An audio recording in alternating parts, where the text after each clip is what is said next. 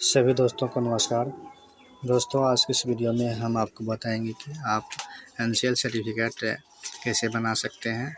दोस्तों, हम आपको ऑनलाइन स्टेप बाय स्टेप करके बताएंगे कि आप जो बीएसएससी के लिए जो आप लगाएंगे तो आप उसको एनसीएल सर्टिफिकेट का मांग करेगा, तो मैं आपको स्टेप बाय स्टेप करके बताऊँगा कि आप कैसे ऑनलाइन कर सकते हैं। तो आप इस वीडियो को एक लाइक कर दीजिएगा दोस्तों। चैनल पर नए चैनल को अवश्य सब्सक्राइब कर लीजिए। चलिए दोस्तों, वीडियो में आगे बढ़ते हैं। और ईबीसी, इसको BC1 BC2 भी बोला जाता है और पिछड़ा वर्ग अत्यंत पिछड़ा वर्ग के नाम से भी जाना जाता है। ठीक है, तो किसी भी प्रकार की सरकारी योजना का कोई फॉर्म भर रहे हैं या फिर कहीं आप सरकारी कॉलेज में एडमिशन ले रहे हैं या फिर सरकारी जॉब के लिए अप्लाई कर रहे हैं और आप जो है ओबीसी से आते हैं, तो आपको जो है एक नॉन क्रीमिलियर बनवानी होती है।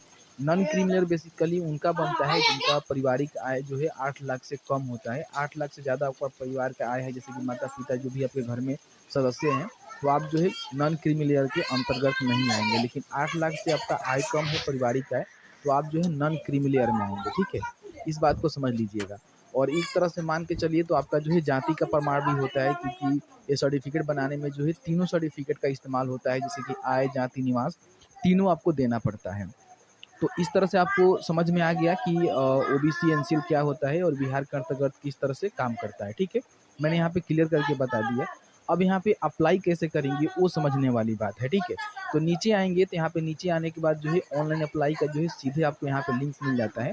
लेकिन मैं रिकमेंडेड करूँगा कि आपको जो है ऑफिशियल वेबसाइट पे जाना है। सबसे पहले समझना है कि आपको जो है किस तरह से अप्लाई करना है। तो इस पर आप क्लिक करेंगे तो बिहार से आप हैं, बिहार में एनसीएल बनाना चाहते हैं, तो सर्विस प्लस जो है, आप सभी जानते हैं कि सर्विस प्लस ऑनलाइन बिहार से आप जो है किसी प्रकार की कोई भी सर्टिफिकेट है उसको इशू कर सकते हैं। जैसे कि मान लीजिए आपको आय, जाति, निवास प्रमाण पत्र बनवाना है, एनसीएल बनवाना है, चाहे वो बिहार सरकार का हो या फिर भारत सरकार का हो, या फिर ईडब्ल्यूएस सर्टिफिकेट बनाना है, तो आप जो है इजिली इस पोर्टल के माध्यम से अपना जो है आवेदन कर सकते हैं।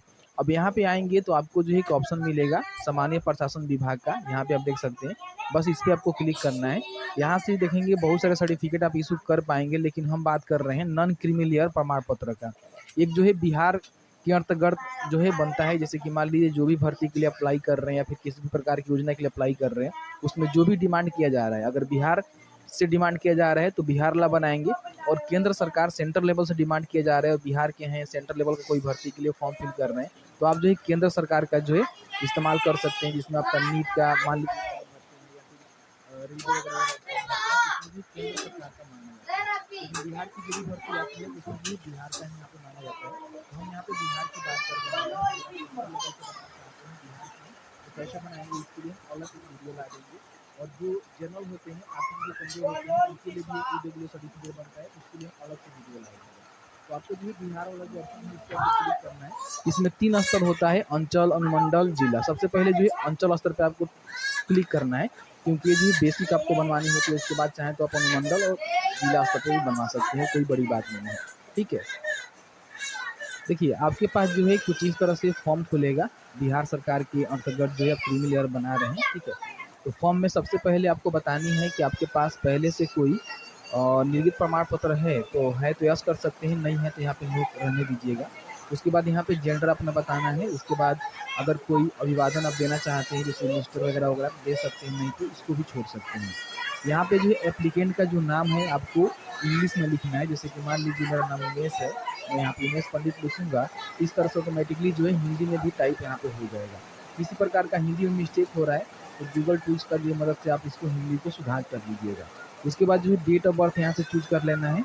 और आधार नंबर अगर आपका है तो आधार नंबर यहाँ पे डाल दीजिएगा। ध्यान दीजिएगा, आधार नंबर वही लोग डालेंगे जिनके आधार में मोबाइल नंबर रजिस्टर होगा, क्योंकि हो सकता है कि ओटीपी से ऑथेंटिकेशन कराया जाए। मतलब मैं इसको लेकर कंफर्म नहीं हूँ, लेकिन देख लीजिएगा। आप चाहें तो आधार नंबर को छोड़ भी सकते हैं, मैंडेटरी नहीं है। उसके बाद यहाँ पे जो आपका आवासीय पता है, जिसमें आपका अस्थायी पता है, ये जानकारी आपको भरना है। एक आपका अस्थायी होता है और एक जो है परमानेंट होता है। तो सबसे पहले अस्थायी पूछ रहा है, तो अस्थायी में बताएंगे कि आप कौन से स्टेट से हैं। ठीक है, उसके बाद यहाँ पे जिला का सिलेक्शन करना होगा कि कौन से जिले के अंतर्गत आते हैं। फिर आपका अनुमंडल क्या है वो बताएंगे। फिर आपका अंचल क्या है वो आपको बतानी होगी। उसके बाद पूरा जो है अपना यहाँ पे जो एड्रेस है, जैसे कि आपका ग्राम मोहल्ला है उसको टाइप करेंगे, वार्ड नंबर डालेंगे। ठीक है, आपका जो पुलिस स्टेशन है उसको बताएंगे। फिर यहाँ पे डाकघर आप लिखेंगे। अगर आपका कोई होल्डिंग नंबर है तो डालेंगे, नहीं है तो छोड़ देंगे। सर्कल नंबर है तो उसको भी डाल सकते हैं।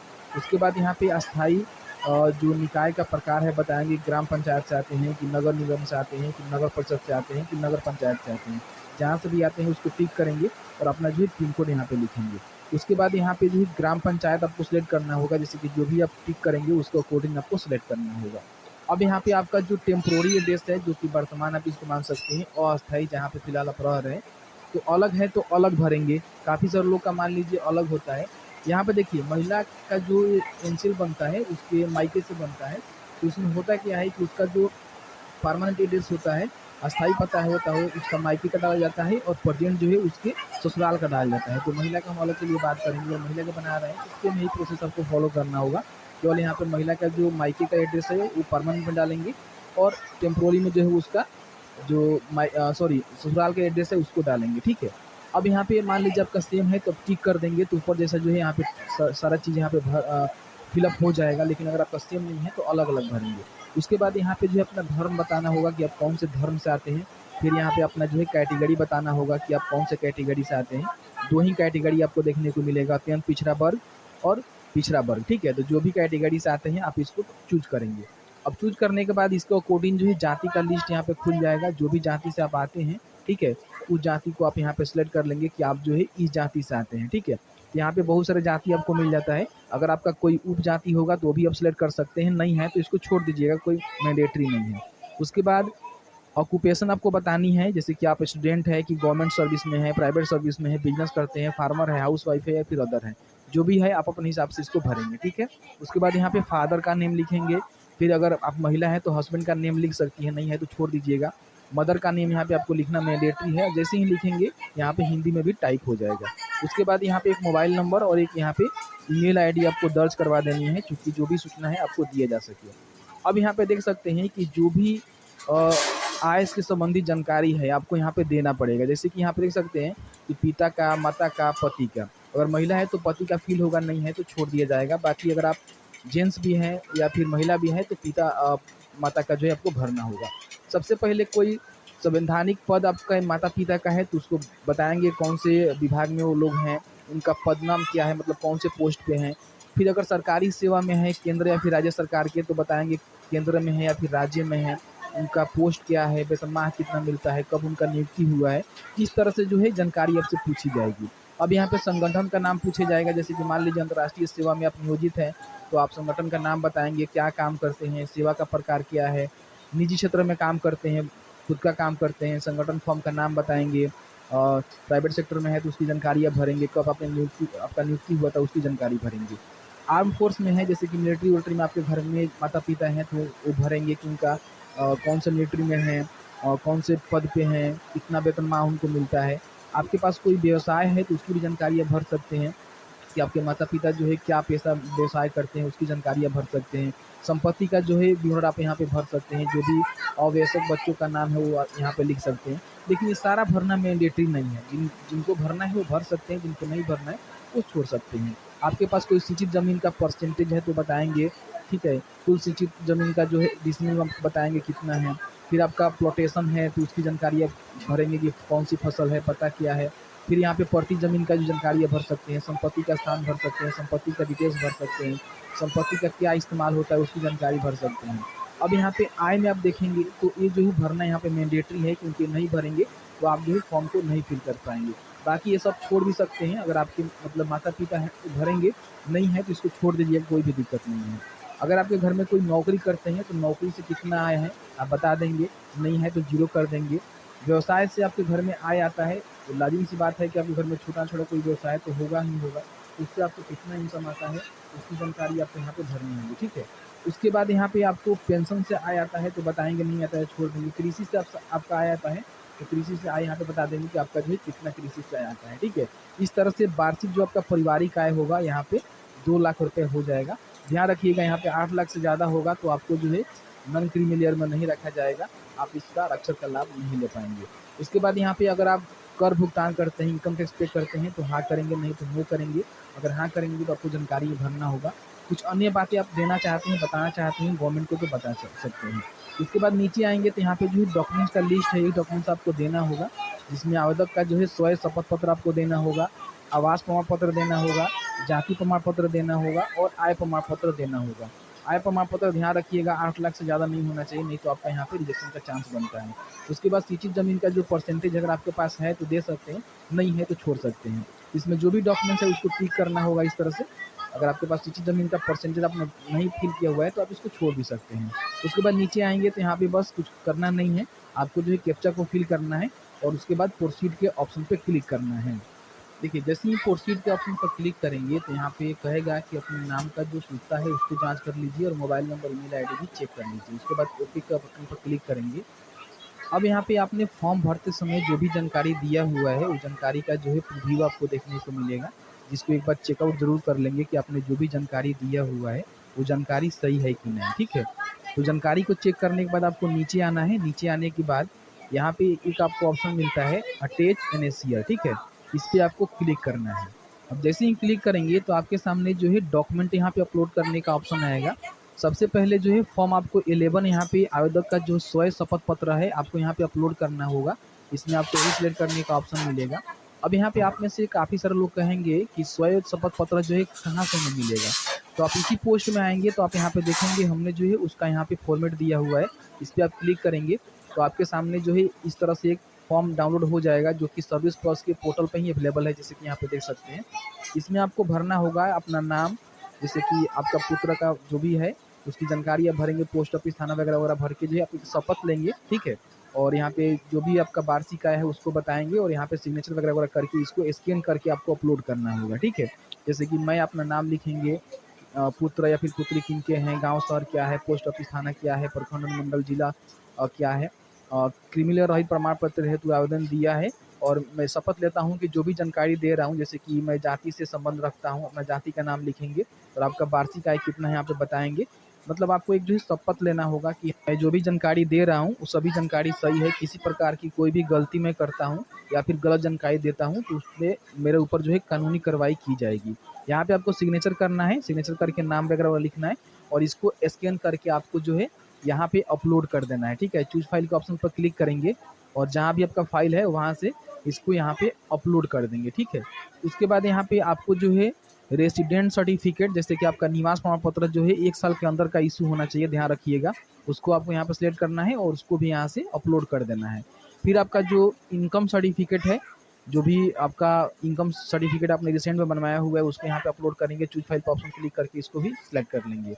उसके बाद यहाँ पे कास्ट सर्टिफिकेट आपको देना होगा, जैसे कि आप बनवाए होंगे जाति प्रमाण पत्र, वो आपको देना होगा, तो इसमें आप जाति प्रमाण पत्र को यहाँ पे अपलोड कर देंगे, चूँकि इससे पता चलेगी कि आप जो है कौन से वर्ग से आते हैं, अत्यंत पिछड़ा वर्ग है कि पिछड़ा वर्ग है। और आपका जो डॉक्यूमेंट्स रहेगा 200 KB से कम रहेगा। ठीक है, PDF में आप आसानी से इसको अपलोड कर पाएंगे। उसके बाद कोई ना कोई एक दस्तावेज आपको यहाँ पे देना होगा, जैसे कि आधार नंबर हो गया, पैन कार्ड हो गया, ड्राइविंग लाइसेंस हो गया, पासपोर्ट हो गया, वोटर ID कार्ड हो गया, तो जो भी आपके पास है उसको आप यहाँ पे सेलेक्ट करेंगे और उसको यहाँ पे अपलोड कर देंगे। ठीक है, अपलोड करने के बाद यहाँ पे जो है सेव एंड एक्सेस का बटन मिलेगा, इस पर आपको क्लिक करना है। अब जैसे ही क्लिक करेंगे तो फिर से जो है आपका प्रीव्यू आएगा, आप चाहें तो चेक कर सकते हैं। इसके साथ ही साथ आपने जो भी डॉक्यूमेंट अपलोड किया हुआ है उसको भी आप यहाँ पे क्लिक करके देख सकते हैं कि आपने जो भी डॉक्यूमेंट अपलोड किया हुआ है वो डॉक्यूमेंट सही है कि नहीं है। उसके बाद यहाँ पे लास्ट में जो है आपको सबमिट के बटन पर क्लिक करना है। चलिए मैं आपको सबमिट करके दिखाता हूँ। इस तरह से आपको जो है सबमिट करना है। जैसे ही आप सबमिट करेंगे तो आपके सामने जो है एक रिसीविंग मिलेगा, जैसे कि आप यहाँ पे देख सकते हैं। इसमें आपका जो है आवेदन संख्या यहाँ पे आपको देखने को मिल जाएगा, जैसे कि आप यहाँ से उसको नोट डाउन कर सकते हैं। और बाकी जो आपका सेवा प्रदान करने का जो तिथि होगा आप देखेंगे 21 दिन का जो है कार्य दिवस, यानी कि 21 दिन जो है लगता है एनसीएल बनने में, और आपको जो है कब तक बना कर दे दिया जाएगा उसका भी डेट यहाँ पे दे दिया गया है। अब यहाँ पे मान लीजिए अगर आपको रिसेंट में चाहिए, जैसे कि मान लीजिए 5 से 10 दिन में चाहिए, तो आपको करना क्या है, कर्मचारी जो आपके हल्का कर्मचारी होते हैं उनसे जो है एक छोटा मोटा सिग्नेचर करवा कर आपको जो है सबमिट करवाना होगा, तब जाकर जो है आपका बहुत ही जल्द यहाँ पे एनसीएल इशू हो जाएगा। लेकिन आप चाहते हैं कि जो भी इसका कार्य दिवस दिया गया है उसमें वेरिफिकेशन करके हमारा एनसीएल इशू किया जाए, तो आपको जो है 21 दिन का वेट करना होगा। आपका जो एनसीएल है अप्रूवल हो जाएगा अगर आपने सही से फॉर्म फिल किया होगा और सही से डॉक्यूमेंट अपलोड किया होगा। अब यहाँ पे मान लीजिए जैसे ही आपका फॉर्म यहाँ पे अप्रूव हो जाता है तो आप उसको यहाँ से डाउनलोड कर सकते हैं लेकिन उससे पहले आप अपने एप्लीकेशन का जो स्टेटस है समय समय पे चेक करते रहेंगे। तो यहाँ पे एप्लीकेशन स्टेटस का जो एक बटन मिलेगा, इस पर आपको क्लिक करना है और क्लिक करने के बाद यहाँ से जो है इजीली आप अपने एप्लीकेशन का जो स्टेटस है ट्रैक कर पाएंगे। अगर यहाँ क्लिक करने के बाद इस तरह से एरर आ रहा है तो आपको जो है सर्विस प्लस के वेबसाइट पे जाना है और यहाँ पे देख सकते हैं कि आवेदन का जो है स्थिति देखे का एक बटन मिलेगा, बस इस पर आपको क्लिक करना है।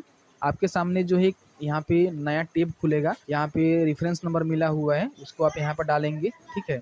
और उसके बाद यहाँ पे अपना सबमिशन डेट या फिर एप्लीकेशन का जो डिलीवरी डेट है किसी एक को आप यहाँ पे डाल देंगे, ठीक है। यहाँ सिलेक्ट कर लेंगे कैलेंडर के माध्यम से कि आपने कब फॉर्म को भरा हुआ है। उसके बाद कैप्चा को फिल करेंगे और आप यहाँ से अपने एप्लीकेशन का जो स्टेटस है आसानी से चेक कर पाएंगे, ठीक है। अब यहाँ पे मान लीजिए आपका एप्लीकेशन जो है अप्रूव हो जाता है, ठीक है, डिलीवर्ड हो जाता है, तो आप इसको डाउनलोड करने के लिए यहीं पे देख सकते हैं कि सर्टिफिकेट डाउनलोड का जो है बटन मिलेगा, इस पर आप क्लिक करेंगे, ठीक है।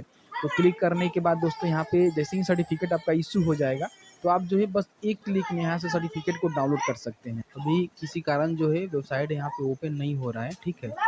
तो यहीं से जो है आप अपना सर्टिफिकेट नंबर डालकर जो है यहाँ से इजीली आप डाउनलोड कर सकते हैं। तो इस तरह से जो है एनसीएल सर्टिफिकेट जो है बिहार से बनाना चाहते हैं तो बना सकते हैं। दोस्तों ये वीडियो आपको थोड़ा सा भी पसंद आए होंगे तो आप इस वीडियो पे एक लाइक कर दीजिएगा। अगर चैनल पर नहीं है तो चैनल का अवश्य सब्सक्राइब कर लीजिएगा। चलता हूँ दोस्तों नेक्स्ट वीडियो में, तब तक के लिए दोस्तों जय हिंद, वंदे मातरम।